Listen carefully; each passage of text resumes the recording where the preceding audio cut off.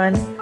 Um, Sorry if it's shaky. I'm using my phone, and so my hand is my tripod. So I just wanted to hop on.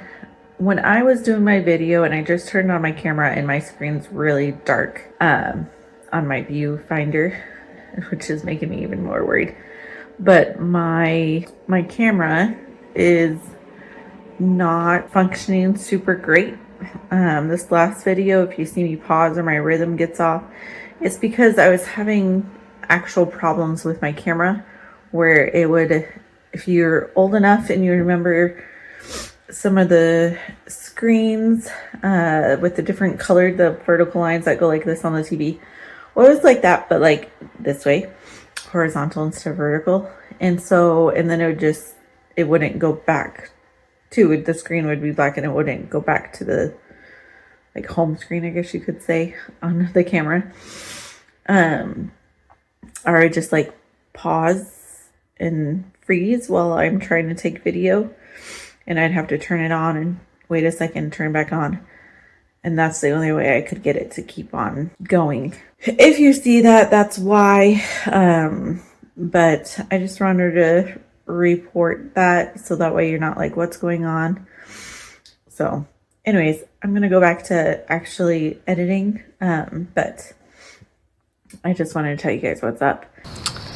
Good morning, everyone. Finally, I've been trying to do this video for a couple of days now, but the sun keeps on coming out too soon because I have to go drop off my son to school and then get my little girl, get her some breakfast. My kid's doing summer school, but today we have cousins in, so he wanted to stay home, which I'm okay with. So today I wanted to do another garden tour. Stuff has changed. There's been some new growth, and a lot more tomatoes are growing that is visible, not just flowers. And yeah, so we got some growth happening. Super excited. I'm excited to eventually try my tomatoes. Okay, this bed probably has the least amount of change. If you haven't seen the last video, what I got back here is some flowers. They are a really, really pretty flower. I'll have to find the name, but it's a French variety of the, hollyhock. I'll have to find the variety, but it's a very pretty pink, light pink French variety. It's like Monette, something like that. Very pretty, so excited. Okay, so if you don't know about hollyhocks, they bloom the second year and grow leaves the first year. So this year I won't get any flowers, but next year I will. And next year I'll have to start some new seeds. So every year you have to plant if you want continual flowers. So I've heard a couple people, I think in my zone, being able to get them to keep on flowering after the second year, but from what I've read, most of the time it's gonna be you cut them down because they don't flower again. So I would say plan on planting every year, but if you happen to get lucky, you might get flowers after the second year, but it's not likely. So as I was in there editing, I realized the one point where I had a really hard time with my camera, I don't think I videoed most of my watermelon and melon bed. So I'm going to take you through that right now and then go back in and finish. Man, I'm telling you, the problem I had with my DSLR, it really kind of screwed everything up. So, but here's a look at the melon bed, and then I will go back to the rest of the actual video that I already filmed. Okay, so here I have some watermelon. This one's it's called Lila New. If somebody can pronounce that, that'd be great, because I probably butchered it. But I have two of those guys, this one and this one. It got eaten up, so I had to restart it. So hopefully that one will stay. And then I got some Both of these are Wilson Sweets, and these are even bigger than the first time I filmed this, so I guess you guys are kind of in a treat. It's only about a week later, so it's not too different, but these are definitely bigger. Okay, and then here's the start of them. That one all the way down is the start of the melons. And so I have Hell's Best. And then I also have a couple Hell's Best seeds in there. They aren't going though. I don't know why they're not. And then if this one ever blooms as well, this one's a Petite Grass Dayrains. Maybe that's how you say it. And then I got some Sweet Passions. And I got a couple mushrooms sprouting up as well. So that's kind of cool. Wouldn't advise eating them, but unless you actually know your stuff. But so yeah, that is the watermelon melon bed. Got a couple empty spots, but hopefully they'll pop up. Who knows? And then this is since last time too. I'm gonna put a bunch of herbs basically in this area for next year. This is, and maybe this year if I plant them in time, but I don't think I will get to it, but we'll see. So next time there might be something planted in these as well. So, and then I have these two are, one is a brown jalapeno and the other one is Craig's jalapeno. Craig's jalapeno is a favorite around here. And then on this side I have some ground cherries, and these ones I think are all ground cherries too. I could be wrong, but I think some of them, like that one's a ground cherry. There might be some others in there that are ground cherry. And then these guys are green beans, and then I got some more cucumbers. So that's kind of, this will be a fun bed once these ground cherries take off. But ground cherries take a long time, so you really have to be patient with ground cherries. Okay, and then I got more green beans. And then this is my sage. And then down here, you can see I tried to start some rosemary. I'm not doing super great at it, but I started it. We'll see if it does anything. In this bed, I got some green beans and then some peppers. And I believe all these ones are lipstick is what they're called. And then I got my apple mint. I potted one. Here it's not doing too good, so we'll see if it can pop back. Put that over to give it some sun or some shade. So we'll see if that does well or not. And then next to this bed I got some peppers and I got some cucumbers. I don't remember the variety of cucumbers I have. I know they're either Bay Alphas or a different variety that I have, because I left my seeds out here, I think is what happened, and so I just planted them. Okay, and then more tomatoes. And this one's kind of cool. This is a moonflower. Ooh, it really shut up. And the cool thing with the moonflower is, if this works, I don't know if it will or not, but it's supposed to attract the moths that do green hornworms, and then they'll lay it in there, and this only opens at night supposedly, and it will like trap them, and hopefully that will help with some green hornworms, but I'm not quite sure. And then we got tomatoes, and on this side we have, oh, this one's kind of a mix-in. That's right, this one's Martinez Ramono. This one is a unknown. I'm gonna guess it's the Great King of Siberia. Or actually, no, it's probably not because of how these are shaped. Well, I don't know, maybe. This one's Great King of Siberia. And then I believe all these are Great King of Siberia.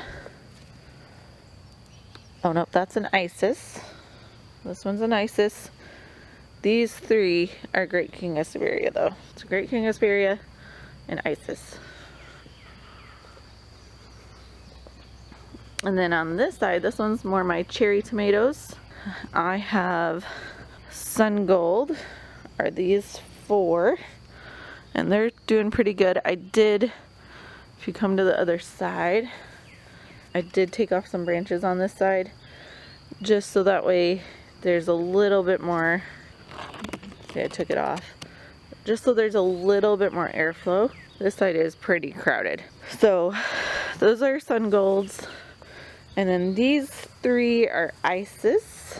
So you can see it here, it broke off one day when we had a storm.